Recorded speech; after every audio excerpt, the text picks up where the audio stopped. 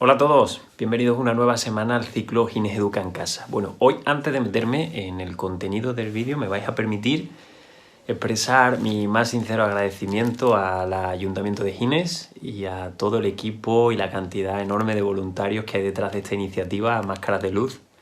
Nosotros hemos recibido hoy en casa nuestro par de mascarillas correspondientes, así que muchísimas gracias, haremos buen uso de ellas lo mínimo posible porque tenemos que salir lo mínimo posible, pero haremos un buen uso de ella.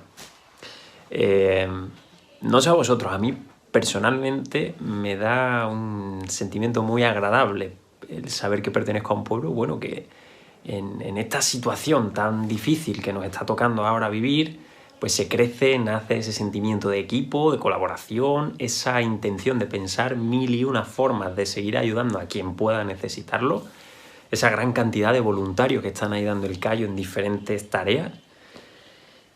Yo creo que tenemos muchos motivos para alegrarnos a pesar de todo lo que está pasando. Muchísimos motivos para alegrarnos y ojalá, yo confío, de hecho, estoy casi seguro de que después de todo esto mantendremos un poquillo esta dinámica y este sentimiento, ¿no? Estas ganas de hacer por el otro y tal. Porque estamos viendo el bien que nos hace dejar a un lado las diferencias, hacer un poco de piña y simplemente actuar por un bien común, que al fin y al cabo es de lo que se trata. Así que tenemos muchos motivos para darnos gracias a nosotros y a los otros. Y bueno, después de esta reflexión que me apetecía mucho compartir con vosotros, vamos a entrar ya en materia. Como podéis ver en el título, hoy vamos a hablar un poco de este uso de dispositivos, de ordenadores, tablets, móviles. Porque bueno, después de todos estos vídeos, de todas estas áreas que tenía pensada para constituir esta saga de vídeos, pues el otro día, trabajando con una familia, realizando nuestra videollamada, topaban con este asunto. Y creo que ya era hora de ponerlo en la parrilla, porque estoy seguro de que muchos papás y mamás ya habéis tenido encontronazos con este asunto de no saber bien quizá pues si las tecnologías son buenas, si son malas, cómo las usamos, si no las usamos, si las quitamos, si castigamos, etcétera, etcétera. Así que vamos a analizarlo un poquito. La idea, como siempre, es que el vídeo sea ameno, interesante y que pueda servir de ayuda. Así que una buena forma de introducirlo se me ha ocurrido que podía ser dividir primero qué tenemos que saber con respecto a la salud, es decir, qué tiene que decir la medicina de la repercusión que tiene en la salud de nuestros niños el uso de este tipo de dispositivos, y por otro lado, cómo lo abordamos desde el campo educativo. Creo que es una buena manera de introducirlo. Vámonos primero al asunto médico. Tenemos que tener en cuenta una cosa muy importante. Todos estos tipos de dispositivos son de por sí dispositivos altamente adictivos, fundamentalmente en los cerebros todavía inmaduros. Por cerebros inmaduros tendríamos que entender realmente aquellos que están por debajo de la veintena, porque más allá de la veintena es cuando podríamos decir que el cerebro empieza a estar casi al completo en su desarrollo. Pero nosotros nos vamos a estar refiriendo en la etapa de la infancia y quizá primeros estadios de la adolescencia. Fijaos, para estos cerebros todavía inmaduros es más adictivo todavía, porque como ya habréis visto, mira, muchos videojuegos, que no voy a decir los nombres porque no me gusta hacer una publicidad, menos de aquellos juegos que a mí tampoco me terminan de agradar, estos videojuegos de armas, de equipos, están llenos de colores, están todos muy estudiados para que segregue esta liberación de dopamina en el cerebro, que es una hormona que se libera también cuando los niños reciben algún tipo de recompensa. Y al cerebro le gusta recibir recompensas, con lo cual entran ahí en un posible ciclo de adicción que a nosotros no nos interesa en absoluto, porque bueno, ¿qué es lo que acaba ocurriendo? Pues que estos dispositivos acaban absorbiendo mucho tiempo que bien podrían estar aplicando en otras acciones que son mucho más interesantes para su desarrollo, con lo cual tenemos que tener mucho cuidado. También decir que las principales asociaciones pediátricas, algunas de ellas han visto en diversos estudios que existe una gran relación entre el uso de estos dispositivos en edades muy tempranas, por muy tempranas me refiero por debajo de los 2 años de edad. Hay una relación entre el uso de estas tecnologías y el desarrollo, por ejemplo, de futuras adicciones. También hay afectaciones en lo que refiere a la impulsividad, suelen ser niños más impulsivos. Por supuesto, hay afectaciones en la capacidad que tiene el cerebro de atención, esa capacidad de atención se ve mermada de alguna manera, e incluso ven que también hay un impacto negativo en el vocabulario, en la cantidad de vocabulario que nuestros niños desarrollan. Esto solo por citar algunas, ¿no? Pero hay algunas más, así que bueno, por tener una referencia. Y ahora en concreto, la Asociación Pediátrica Canadiense sostiene que por debajo de los 2 años no debería haber ningún tipo de presencia de pantalla en la vida de nuestros niños y niñas. Que no caigamos en el error quizá de cuando le damos de comer o cuando estamos haciendo alguna actividad, por tenerlos entretenidos, ponerle las pantallas para eso, para que vean dibujos. Tenemos que buscar otro tipo de actividades, muchos de los cuales podremos verlos en vídeos siguientes y veremos qué alternativas viables hay, pero no caer en ese error porque les estamos haciendo un flaco favor. Eso entre los 0 y los 2 años. Y entre los 2 y los 5 años puede haber exposición a pantalla, pero no debería superar la hora de uso diaria. Es muy importante tener eso en cuenta. Sí, muy bien. También decir algo más, ninguna de estas asociaciones pediátricas, o sea, todas ellas coinciden en que no hay un estudio que sostenga la utilidad de introducir las nuevas tecnologías en la infancia. Me vengo a referir a que no hay nada que apoye que sea beneficioso introducir las nuevas tecnologías en la infancia. Parafraseando a Catherine Lecuyer, creo que lo estoy diciendo bien, ella es una divulgadora y escritora, para preparar para el mundo online hay que hacerlo en el mundo offline. Fijaos, ¿qué significa esto? Que aspectos como la templanza, la paciencia, la empatía, la colaboración y otros muchos más no se desarrollan a través de una pantalla, se desarrollan en vivencias cara a cara. Y que son precisamente todos estos aspectos y estas capacidades las que luego, posteriormente, en otras etapas del desarrollo, van a permitir que el uso que se haga de las nuevas tecnologías sea apropiado. Y ya poco a poco me voy pasando aquí al plano de educación y me salgo un poco ya del plano médico.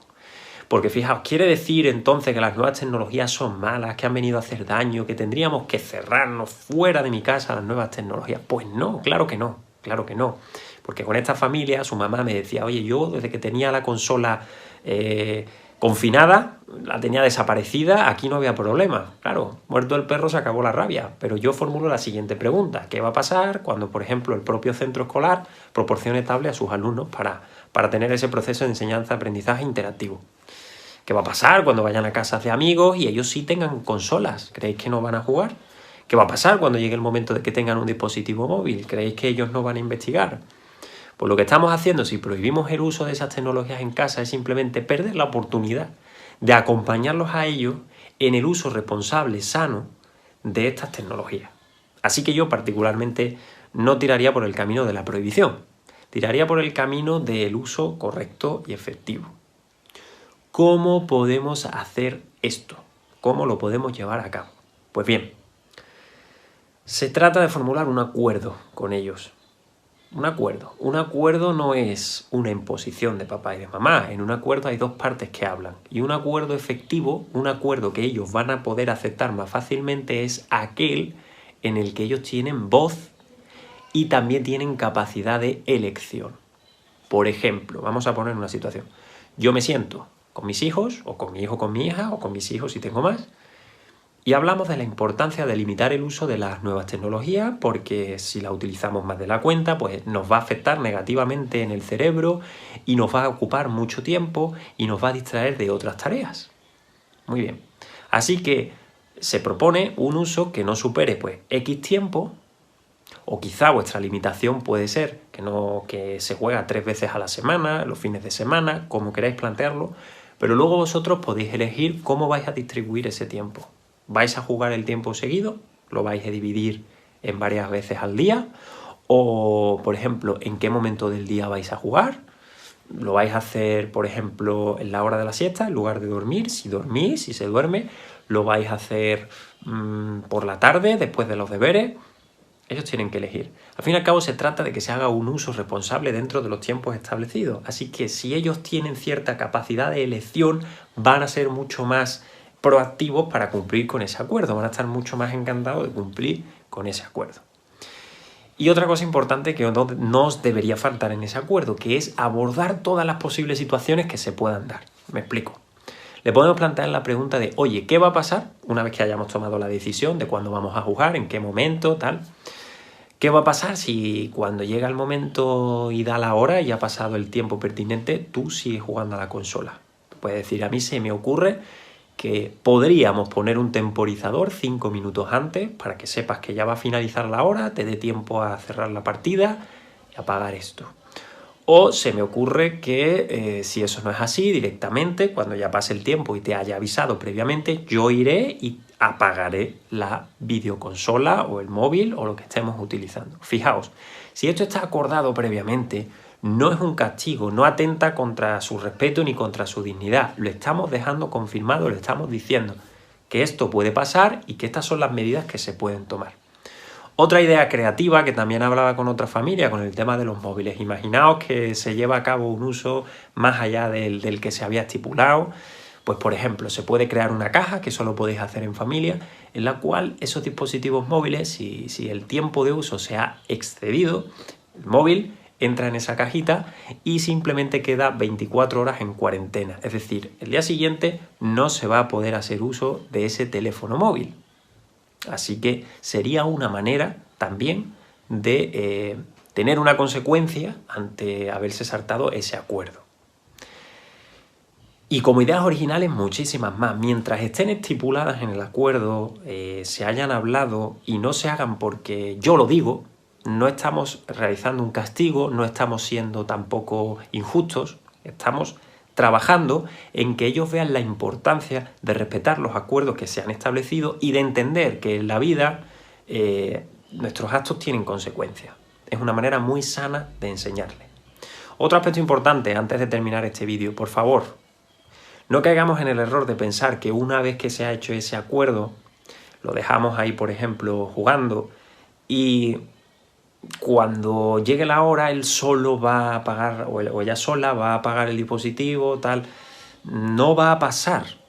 Fijaos, esto ya lo he dicho en algunos vídeos anteriores, su capacidad de gestión del tiempo, de la ética, de la moral, del autocontrol, de la toma de decisiones, eso está en su cerebro superior y ese todavía no está desarrollado. No podemos pretender que un niño que queda fascinado jugando a los videojuegos o con los dispositivos móviles, que queda ahí porque le gusta, porque le llama la atención, sea muy consciente del tiempo.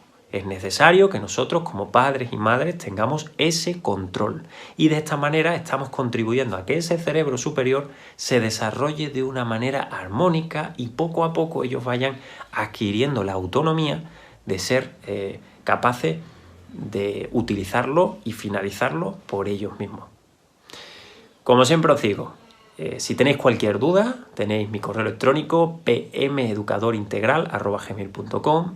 Tenéis este vídeo en disposición en mi Instagram, @pmeducadorintegral. Podéis escribirme por allí por Instagram o bien por correo electrónico. Cualquier duda que tengáis, estaré encantado de atenderosla. Y por favor, ponedlo en marcha porque vais a ver cómo a la larga van siendo capaces de tomar ellos mismos el control y además se pueden poner fin a muchas discusiones, muchos conflictos que esto puede provocar en el hogar. Pues nada, genios, un saludo y nos vemos en el siguiente vídeo, que por cierto va a ser precisamente el de cómo hacer actividades divertidas en familia que sustituyan un poquito al ocio tecnológico. Un saludo.